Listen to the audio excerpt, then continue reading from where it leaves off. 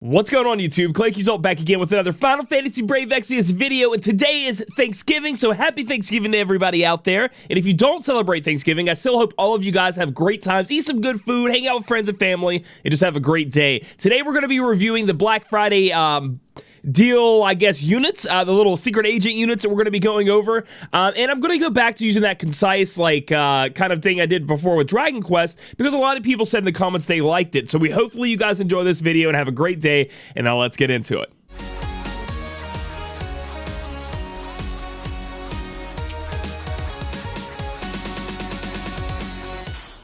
First up, we're going to take a look at one of my old favorite FFBE units before I pulled a million of her, Agent Olive. Now, Agent Olive is going to be a physical damage dealer with some debuffs, imperiling, imbuing, but she is going to have her problems when she does end up getting on your squad a little bit, so you're going to have to work around that with her. But remember, with the introduction of these units, we do get the Magnus abilities that we can only use so many times per battle, not per round, not per wave, not with a cooldown that you can use later, per battle. And they're supposed to be huge and amazing, so we get to look into that for sure. Moving on down, chaining families are Stardust Ray and Bolting Strike, which I think are amazing.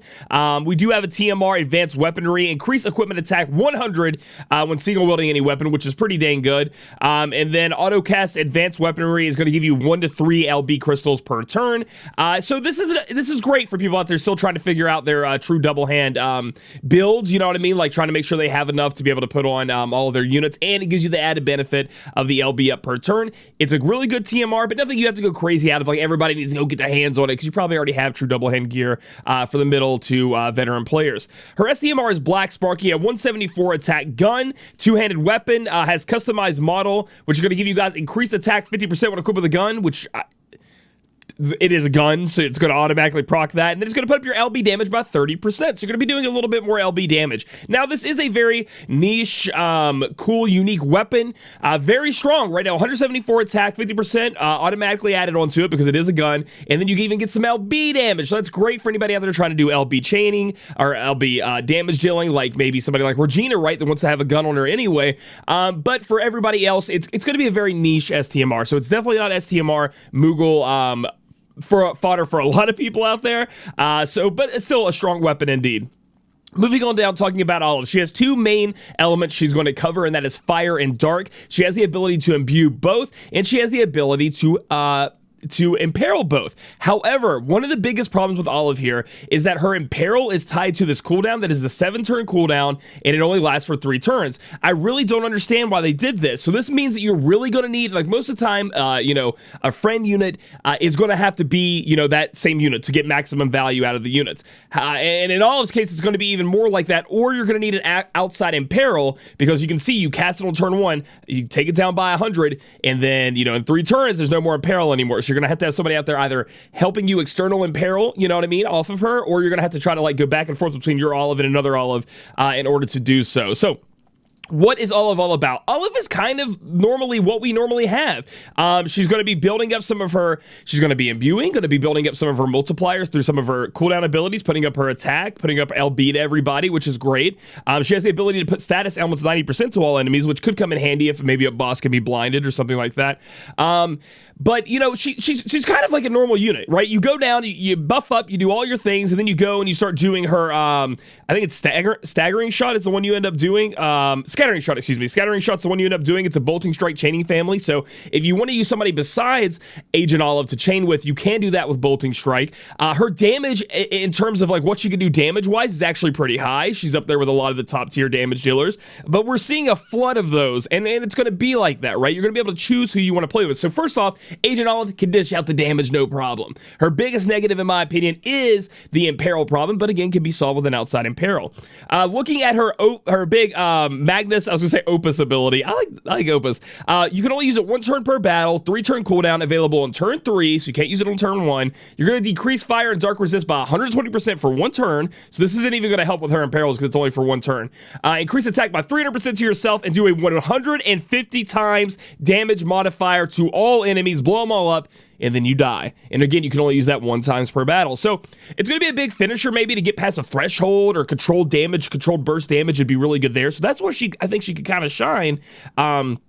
you know, to kind of finish off somebody else chaining, if you can. So you could be like 2 chainers plus Olive, perhaps, and you can go in there and do that. There's also, Olive has that ability where she's going to start auto-casting after 3 turns. She's going to, you know, the other Olive kind of had that where the barrage would come in. She can do that as well. Olive has triple cast, which is going to allow you to cast a lot of these abilities 3 times, which is going to be great. And she has W. You have to unlock the triple cast, but she has W cast. Looking at her LB, we have increased attack 200% for 2 turns. The caster, enable skill for 4 turns, rapid blast, which is the triple cast, physical damage 20 times with the ignore defense to a random enemy, to 1 random enemy. So if there's multiple enemies, you can't even target with this. And then auto cast next turn, 20 times modifier to another random enemy. So it shoots off twice for 40 times total, which is around where most, you know, these damage dealers are with their LBs, you know, but it is a finishing move. It only hits once. So again, not going through all the passives and everything. You people were saying they don't want to see me reading the wiki. They just wanted to get my thoughts on the unit.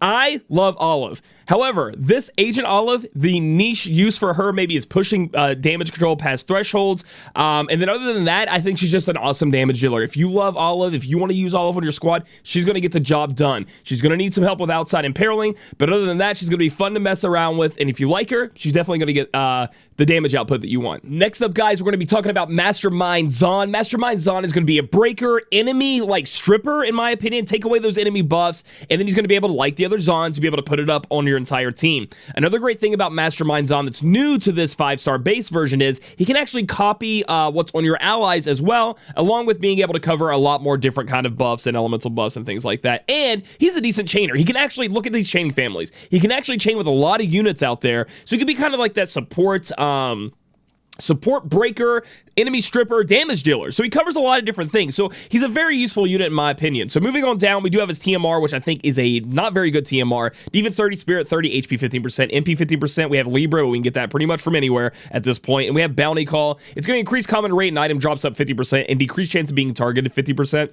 Guys, this is the problem with Xon. One of the main glaring issues with Xon is you're probably going to have this on because his TMR and STMR ability are insane. Most people aren't going to get that STMR, and if they want that, they're going to have to go with this untraceable phone, which I think is one of the worst TMRs we've seen on a 5-star base in a while, in my opinion. So that's what sucks. His STMR is Crimson Butterfly, attack 165 dagger, but it's really not about that attack. It's about this amazing passive. Increased physical evasion 30%. We all thought it was going to be 20%. They said, fuck that, 30%. Enable dual wielding of one-handed weapons, increase LB gauge, fill rate by 100%. So when I first looked at this, I was like, man, this isn't that good for attackers. And I was like, man, maybe it's on tanks. Maybe on tanks you dual wield, right? It gives you the dual wield. But then finally came to me after talking with some people. This is great on like support units, right? Like you say whatever to the attack, you put high tight on it, some defensive stats, throw it on a support unit, and they're evading physical attacks. They can dual wield now, put another dagger in their hand, put some whatever they want in their hand, and just get massive stats out of that. And they don't have to worry about getting dual wield somewhere else in their kit through their materials or equipment. So I think this is a great STMR. Now I don't think you should be out there STMR moogling it, but if you end up getting it, those are the uses for it, and it'll actually end up being pretty good for you.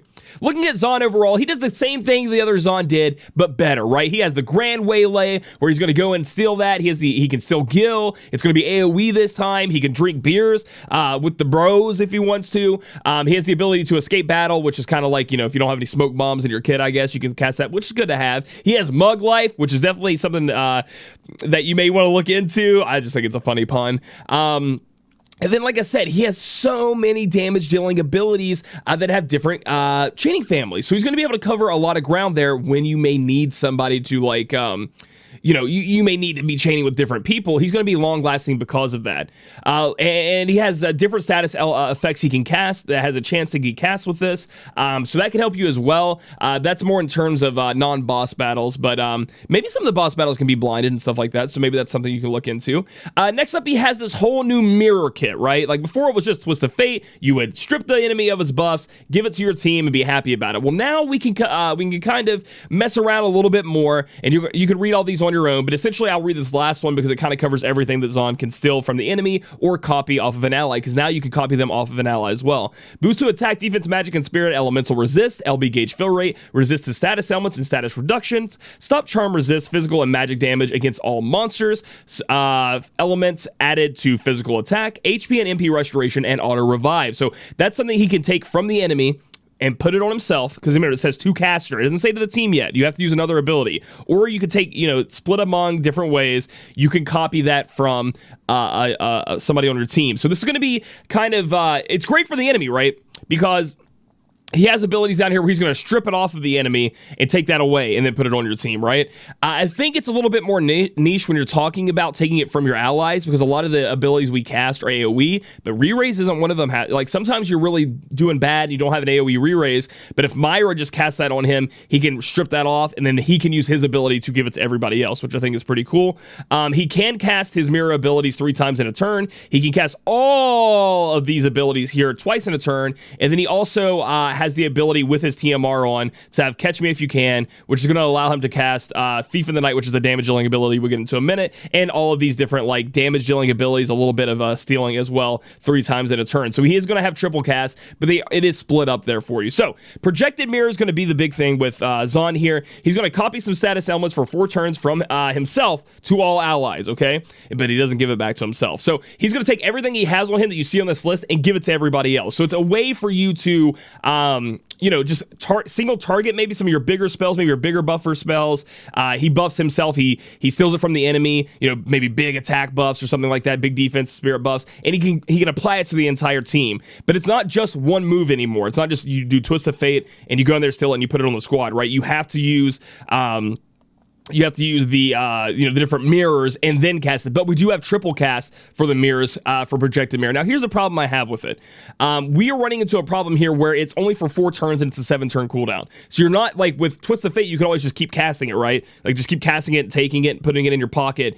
You're not gonna be able to do that here, right? Because of this you have to use projected mirror, which in some ways it's good. In other ways, it's not so good. So that's something to look out for. Xon is also going to be a breaker. You can see we have the Nullify next spell for 1 turn, which is great. Mystical Mirror, it's good to have in the kit. I use it all the time with Kryla. But we do have a breaking of full break. We have a 60% break up here. It applies here. So you can be grand reversal. You could be breaking if you need to. Also has a breakdown here on his big damage dealing ability. Available in turn 1, and it's a 2-turn cooldown, so you use it every other turn.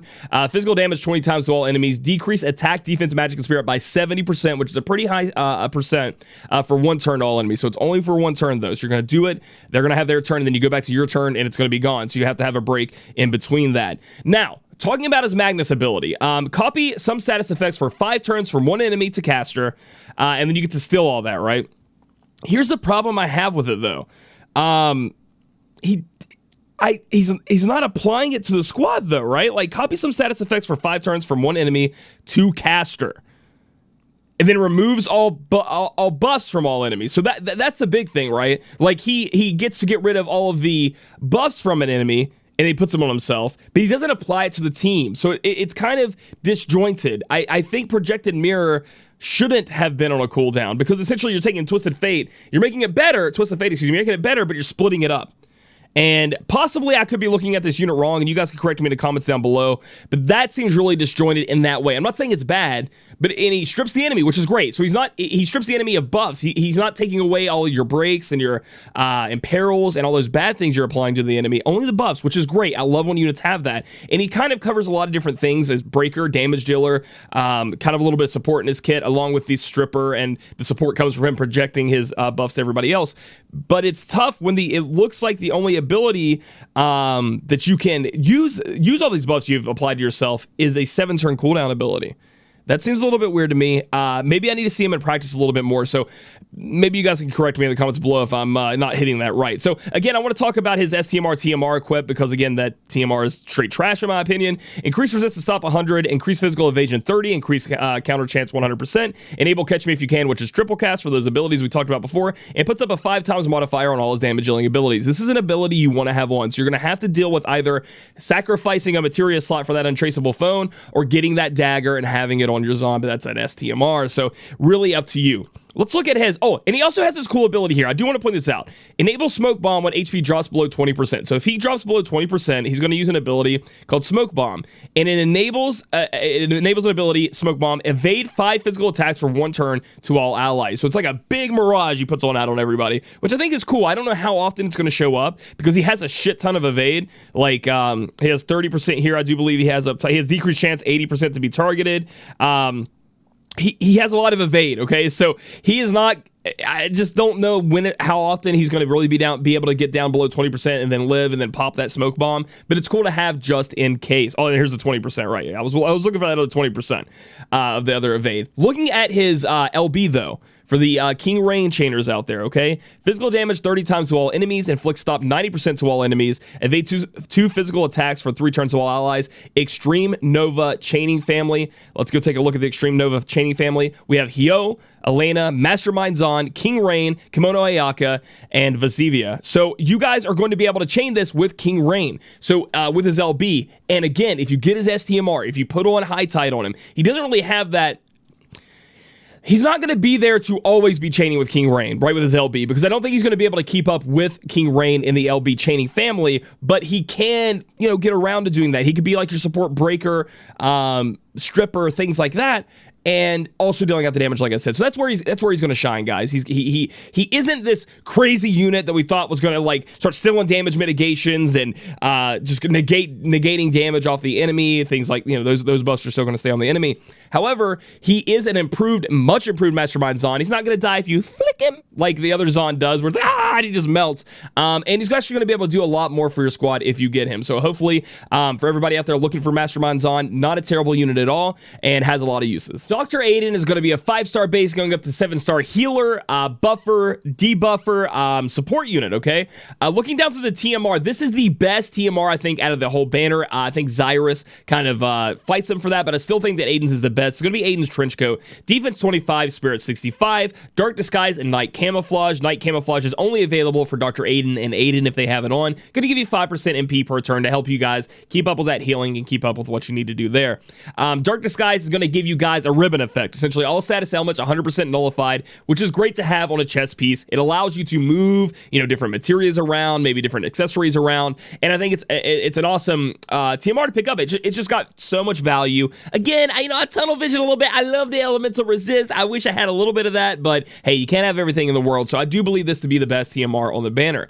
The STMR, however, while being very strong, we've seen a dozen times over. Attack 12, defense 6, spirit 155, giving you some HP, and then also giving you a little bit of LB per turn. We've seen it with LB fill rate, giving you a little bit of LB. There's a ton of these different staffs out there, so not saying it's not strong, it's very strong, but there's a ton of different options, so nothing too crazy here to look at. Next up, let's look at what he can actually do, because he's going to work a little bit like maybe a Folka mixed with a Warrior of Light Lena in a way, right? Like you just take them together, smush them together, and it's not the best of both, but again, not the worst. He actually has some really cool things going with him. So he has the ability to cure all status ailments, put up your resist all status ailments, right? Same thing with breaks for attack defense. I mean, this is what all these kinds of different support units do it these days. He also has the ability to break defense and spirit for the enemy, about 65%. But the problem is he's also going to break himself. So you're going to make sure that break resist is up. And then he's going to increase everybody's defense and spirit by 150%, but himself. So it's really weird. He hurts himself messing with the chemicals, I guess. He has a cool ability here, which is going to be that AoE KO to 100% that every unit has. But the flip side is next turn, autocast next turn, everybody's getting an auto revive for 1 turn to all allies. So it's not the best auto revive in the world because it only lasts for 1 turn. So that's kind of like a recovery button. I like it in a way, but I really wish it wasn't just a 1-turn auto revive to 30%. But again, if you're falling down, if you're failing, you need to pick yourself back up. You need to get off the ground. This could help you do that by getting everybody alive. The next turn, putting an auto revive on everyone, and then so forth and so on. Let you live and kind of get back up on your feet. He is solely based around white magic, or because he can't cast white magic 3 times, he does have the triple cast of the white magic, or these cooldown abilities. And I think that's one of his drawbacks is look at these abilities: 5 turns, 8 turns, 10 turns, 7 turns, 10 turns. Long cooldowns, but he does a plethora of things he can do. He could put up, a 100% HP revived HP all the way up for everybody. Excuse me. Grant Barrier 3000. for everybody. An HP barrier. Increase attack, defense, magic, spirit by 170% for 3 turns. Grant HP barrier again by 3,000. So he's going to have a lot of options to be putting an HP barrier on. And as you can see, you guys are going to be able to cast these multiple times in a turn. And then increase LB fill rate. He's kind of covering everything. Auto revive 80% for everybody. Grant HP barrier by 3,000. So he has an auto revive and an HP barrier up. He also has a, just in case, how many times... There goes Gideon. He's mad about something. How many times have you guys been in a battle where you cast AoE re-raise, and then for some reason the boss kills the unit again? Well, this would be great because the next turn it'll revive that unit, which is cool. Like that auto cast on. So that's very niche and unique there that he can do. But again, 10 turn cooldown. That's a long cooldown, guys. Add dark element to physical attacks for 2 turns to all allies, so he can dark imbue if that's something you guys are interested in.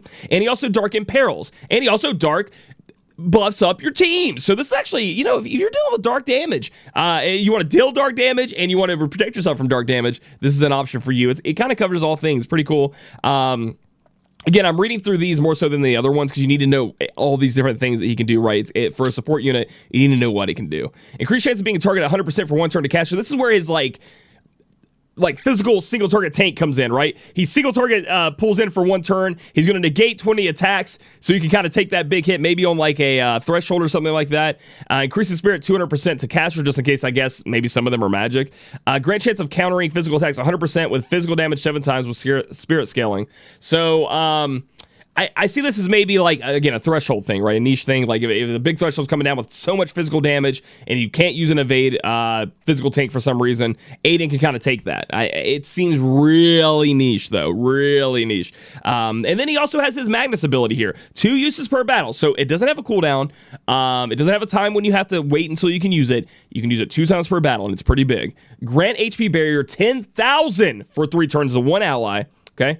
Restore HP and MP 100% for 1 ally. Cure all status elements to 1 ally. Cure attack, defense, magic, break, and spirit to 1 ally. Now, I really wish this was AoE. Okay. Talking about these Magnus abilities is supposed to be huge, great things. But this can really help a unit just stay alive. You can use it twice per turn or twice per battle, and you can as you can see, you can cast it with all these other abilities. So it can kind of be like, okay, again, big thresholds coming, lay it on somebody. 10,000 HP barrier ain't nothing to shake a stick at. It can definitely let you live through some things you may be worried about. If a unit's about to die, just came back to life with very little HP, gets them all the way back up there, clears all those nasty things off of them, and gets them ready to go and ready to survive the next thing. So I think that's pretty cool. Some of his passives down here we want to look at. Again, false identity.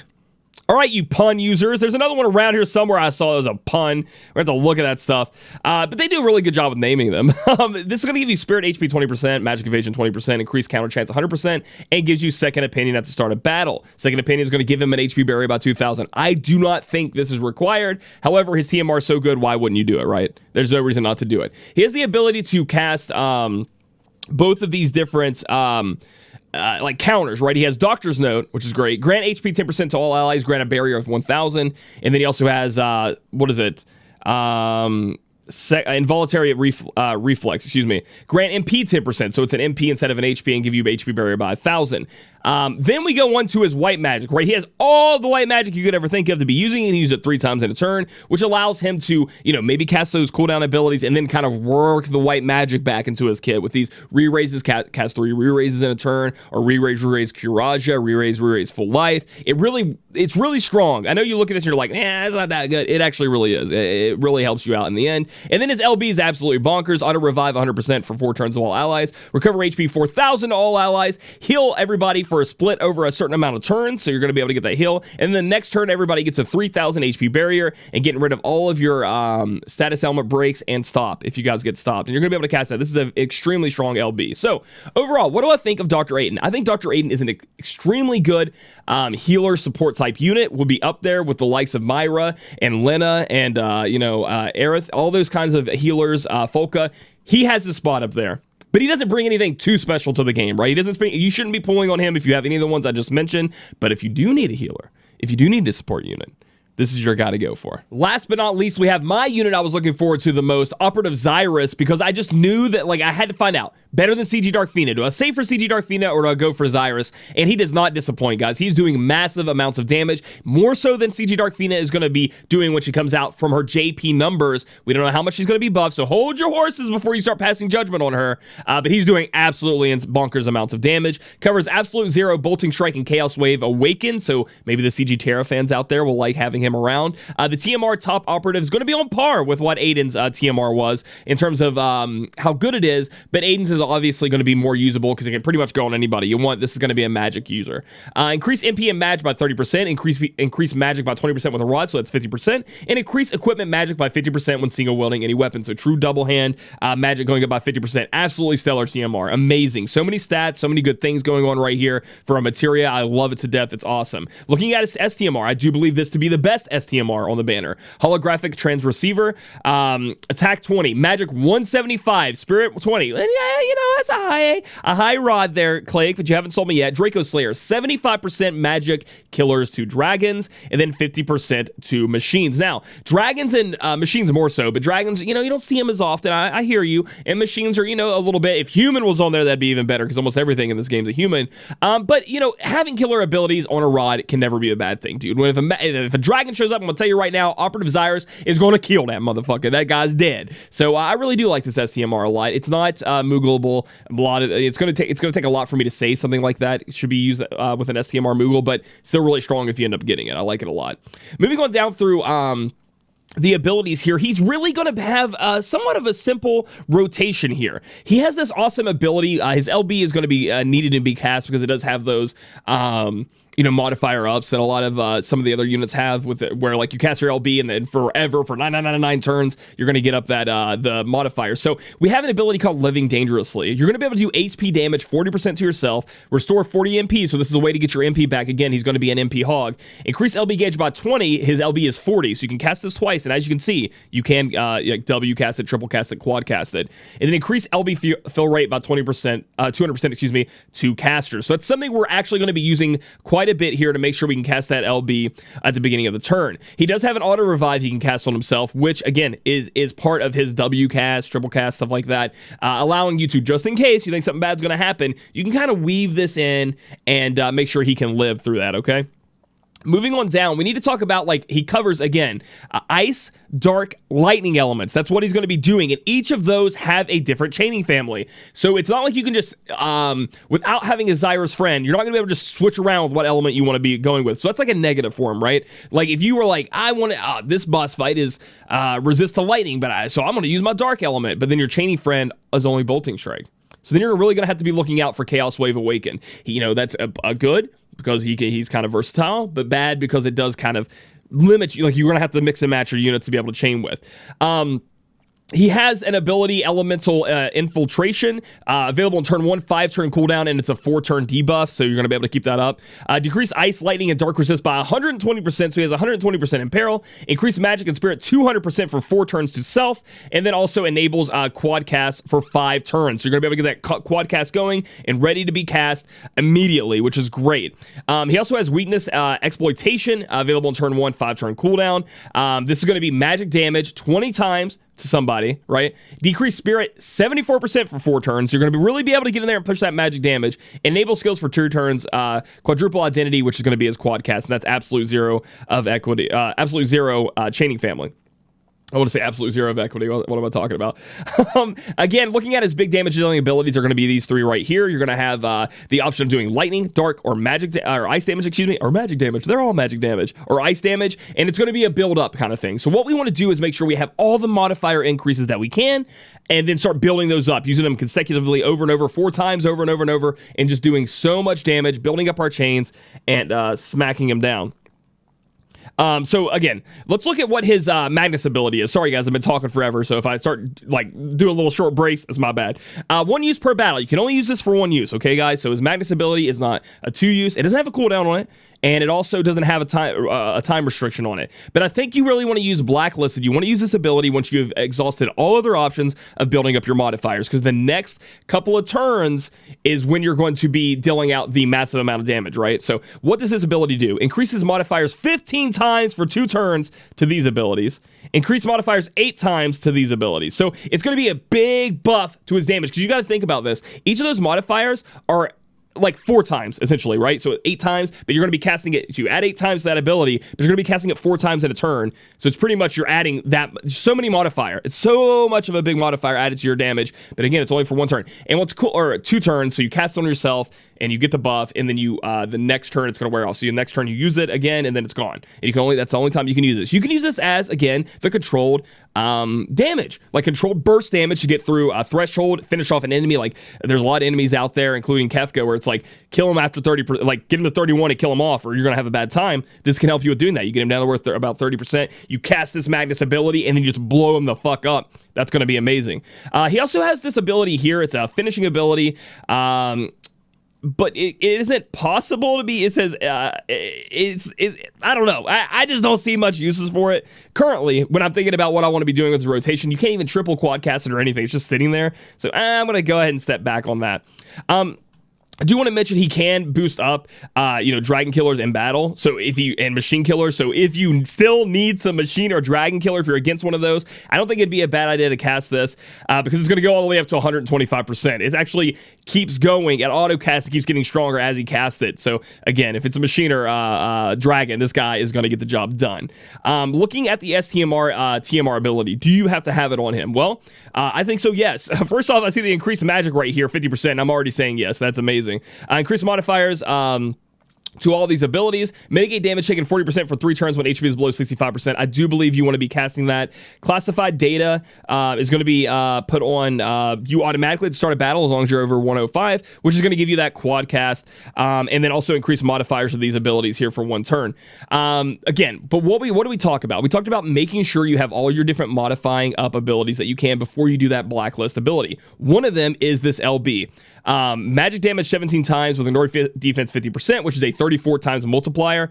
Increase magic 200% to himself, and then enable a skill for 3 turns quad cast. So this is another way to make sure his quad cast is always up, so you're always casting it. And increase modifier 2 times for 9 turns, can't be dispelled, to these abilities here that you can use to be doing damage. So again, that's how he's going to work. Okay, guys, I'm probably over-explained it, and I'm trying to cut down on it, but I can't. I love talking about it. He is going to be a damage dealer again. You boost him up, you wait till that moment when you want to use his Magnus ability, cast it, get those modifiers up, and just quad cast your way to the heavens of damage. I mean, I'm talking big damage. And you really want to be using a friend, Zyrus, because the fact that he can keep up that quad cast forever is absolutely amazing. And on the first turn, I do believe you guys want to be using this twice to get his LB ready and use his LB on turn 2. So you can get that out of the way, get those big buffs, do that damage, and get ready to just start chaining it up with your other abilities. So like maybe on turn 1, you're going to have a heal ready because he's going to hurt himself by 80%. It'll be 40%, 40%, you know what I mean? So something to look forward to. But I think Zyrus is definitely worth a pickup and probably the strongest unit out of all 4 of them. He's the strongest one. So guys, we're at the end of the banner review. I hope I didn't make it too long. Do you summon on this banner? Remember, they're going to be split. You're going to have Mastermind Xon and Agent Olive. They're going to have Dr. Aiden and Operative Zyrus. I think that if you're going to summon, because remember, I don't really like that step up. These units are in the pool forever. They are not limited. Right now, Dr. Aiden and Operative Zyrus are not able to be summoned from their banner, but they are in the summon pool. So you can get them from the EX pool. You can get them from tickets, stuff like that. They can just show up randomly, okay? These are the 2 that have the banner rate up, and these will have the banner rate up coming a couple of days from now. I think if you have to pick one of the 2, you go for Operative Zyrus and Dr. Aiden. This guy right here is a top-tier support healer. This guy right here is the best mage in global. And even if maybe CG Dark Phoenix does a little bit more damage, it doesn't matter. I think Operative Zyrus is going to be here to stay for a while when it comes to your magic damage dealers. Mastermind Xon, again, cool niche, steal from the enemy, put it on yourself. There's going to be probably a lot of cheese strats we end up being able to find from this, but we have a lot of breaker damage dealers, and if you really like Xon, going to be good for you, but not absolutely necessary. And then Agent Olive, sadly, is just another one of those damage dealers, doing great damage, but nothing too special to be looking at with her. So if you guys like this video, give it a thumbs up. Comment down below which ones you're going for. I think I'm just going to hope for ticket luck here. That's what I'm going to hope for. Guys, I did hear that the iOS is being delayed, so I don't know when you're going to be watching this video, but it's somehow the iOS version of FFB is being held up by Apple, so let us that Apple jail, dude! And then subscribe for future content. Catch me on my Twitch channels, twitch.tv/Claic Yuzolt, and we'll catch you guys in the next video.